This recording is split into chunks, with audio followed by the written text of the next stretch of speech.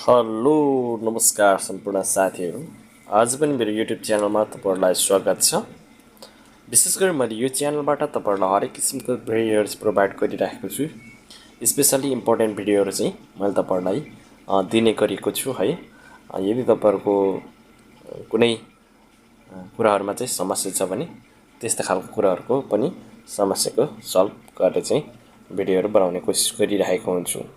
आज चाहिँ विशेष गरी भिडियो के को लागि भन्ने कुरा चाहिँ तपाईहरुले स्पेशल थम्बनेल हेरेर थाहा पाइसक्नु भएको छ। इन्ट्रो यस्तो खालको इन्ट्रो चाहिँ कसरी बनाउने भन्ने विषयमा चाहिँ मैले तपाईहरुलाई चाहिँ सिकाउन गइरहेको छु। र यदि मेरो च्यानलमा तपाईहरु नयाँ हुनुहुन्छ भने कृपया मेरो च्यानललाई एक सब्स्क्राइब साथै नजिकको बेल आइकन पनि दबाउन नभुल्नु होला, ताकि मैले चाहिँ जब नयाँ भिडियो अपलोड गर्छु सबैभन्दा पहिला चाहिँ तपाईहरु सामु चाहिँ पुग्नेछ भन्दै आजको भिडियोमा चाहिँ अब यो खालको इन्ट्रो चाहिँ कसरी बनाउने काइनमास्टरबाट भन्ने विषयमा चाहिँ हामी सिक्ने छौं। अब ढिलो नगरिकन लागौं आजको मुख्य विषयवस्तुतिर है त।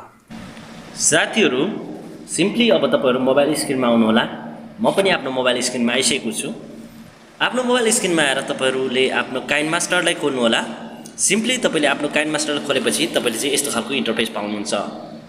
1300 बाट मैले तपाईहरुलाई लिएर आइसकेको छु किनकि सजिलो हुन्छ भनेर। तपाई पनि यसरी चाहिँ 1300 बाट आएपछि सिम्पली तपाईले चाहिँ यहाँ प्लस आइकन देख्दै हुन्छ क्रिएट न्यू, यसलाई सिम्पली ट्याप गरिदिनु होला। यसलाई सिम्पली तपाईले ट्याप गरिसकेपछि तपाईले चाहिँ यहाँ 16:9 को चाहिँ प्रोजेक्ट सिलेक्ट गर्नुपर्ने हुन्छ।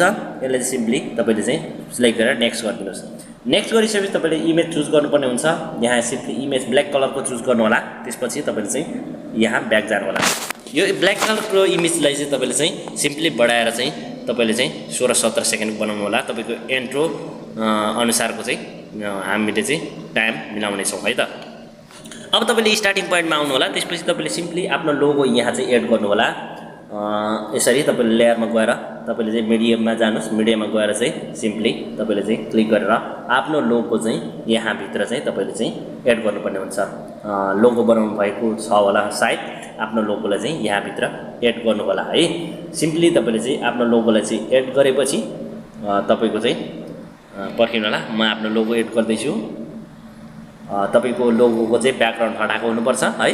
यसरी सिम्पली तपाईले चाहिँ लोगोलाई एड गर्नुहोस्, केही छैन। यसरी एड गरिसकेपछि तपाईले यसको टाइमलाइन पनि बराबर बनाउनु होला यहीसँग है त। यसरी बराबर बनाइसकेपछि तपाईले चाहिँ यहाँ अब इन्ट्रो चाहिँ तपाईले डाउनलोड गर्नु भएको छ। इन्ट्रोको लागि जुन भिडियो छ त्यो चाहिँ तपाईले चाहिँ यहाँ एड गर्नुपर्ने हुन्छ। जुन भिडियो चाहिँ इन्ट्रोको लागि चाहिँ अहिले हामी युज गर्दै छौं त्यो चाहिँ म तपाईहरुलाई चाहिँ डिस्क्रिप्सनमा दिने छु। तपाईहरुले चाहिँ मेरो डिस्क्रिप्सनबाट सजिलैसँग डाउनलोड गर्न सक्नुहुन्छ है त। अब लेयरमा जाउँ, मिडियामा जाउँ। त्यसपछि हामीले चाहिँ इन्ट्रो यहाँ सिम्पली हामी एड गरौँ है त। अब यति गरिसकेपछि यो सिम्पली एड गर्यौं हामीले। अब यसको टाइमलाइन चाहिँ तपाईले चाहिँ बनाउनु पर्ने हुन्छ है। सिम्पली अब तपाईले चाहिँ के गर्नुपर्ने हुन्छ, यसलाई चाहिँ सिम्पली स्प्लिट टु स्क्रिन गरिदिनु होला। फुल स्क्रिन भइहाल्छ है। त्यसपछि तपाईले चाहिँ यहाँ सिम्पली ट्याप गरेर क्रोमा कीमा जानु होला। क्रोमा कीमा गइसकेपछि तपाईले चाहिँ इनेबल गरिदिनु होला है कीलाई चाहिँ। त्यसपछि तपाईले सिम्पली यहाँ चाहिँ हरियो कलरको चाहिँ कलर चुज गर्नु होला है त। चुज गरेर तपाईले सिम्पली यसलाई छोड्दिनुस्। अब यसरी तपाईले सिम्पली यसलाई छोड्दिएपछि तपाईले चाहिँ यहाँ हेर्दै जानुस्। तपाईले चाहिँ यहाँ आफ्नो लोगोलाई चाहिँ सिम्पली ट्याप गर्नु होला है त। सिम्पली आफ्नो लोगोलाई ट्याप गरेपछि तपाईले चाहिँ यहाँ बिस्तारै यसरी सार्दै ल्याउनुस्। त्यसपछि आफ्नो लोगो चाहिँ सिम्पली यो गोलो भित्र चाहिँ तपाईले चाहिँ मिलाउनु पर्ने हुन्छ बिस्तारै है। यसरी तपाईले मिलाइसकेपछि हेर्नु होला, यसरी मिलाउनु होला आफ्नो लोगोलाई बिस्तारै। यसरी हामीले मिलाइसकेको छ आफ्नो लोगोलाई है। तपाईले ठीक तरिकाले चाहिँ यसलाई मिलाउनु होला। यसरी मिलाइसकेपछि तपाई यहाँ जानु होला। तपाई फेरि पोइन्टमा आउनु होला, फर्स्ट पोइन्टमा। त्यसपछि सिम्पली तपाईले एउटा काम के गर्नुपर्ने हुन्छ भन्दाखेरि सिम्पली तपाईले चाहिँ सेटिङमा जानु होला। सेटिङमा गइसकेपछि तपाईले चाहिँ यहाँ पाउनुहुन्छ भिडियोलाई चाहिँ भिडियो फ्याड आउट छ। यसलाई चाहिँ सिम्पली तपाईले चाहिँ अन गर्नुहोस्। अन गरेर चाहिँ तपाईले चाहिँ यसको चाहिँ 1 सेकेन्ड गरिदिनु होला। यति तपाईले गरिसकेपछि त्यसपछि तपाई ब्याक जानुहोस्। त्यसपछि अब यहाँ हामीले चाहिँ सिम्पली हेरौँ हाम्रो भिडियो चाहिँ कस्तो बनेको छ है त, हाम्रो इन्ट्रो।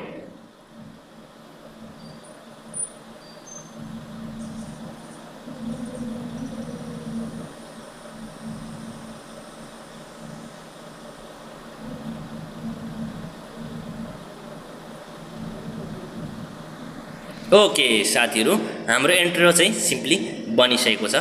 अब यसको लागि तपाईँले चाहिँ सिम्पली यहाँ एरो आइकनलाई चाहिँ क्लिक गर्नु होला। त्यसपछि कति एचडीको तपाईँले चाहिँ बनाउन चाहन्छ सिम्पली एचडी सिलेक्ट गरेर तपाईँले चाहिँ सेभ गरिदिनु होला। त्यसपछि तपाईँको यो चाहिँ अटोमेटिक एक्सपोर्ट भइहाल्छ है, सेभिङ भइहाल्छ। ओके साथीहरू, तपाईँहरूले चाहिँ आजको मेरो भिडियोबाट चाहिँ तपाईँहरूले चाहिँ इन्ट्रो पक्कै पनि बनाउन सिक्नुभयो होला यस्तो खालको भन्ने चाहिँ आशा लिएको छु। यदि तपाईँहरूले चाहिँ सिक्नुभयो भने पनि ठिकै छ, कमेन्ट गर्नु होला। यदि सिक्नु भएन, तपाईँहरूलाई चाहिँ अलिकति कन्फ्युजन भयो भने पनि कमेन्ट गर्नु होला।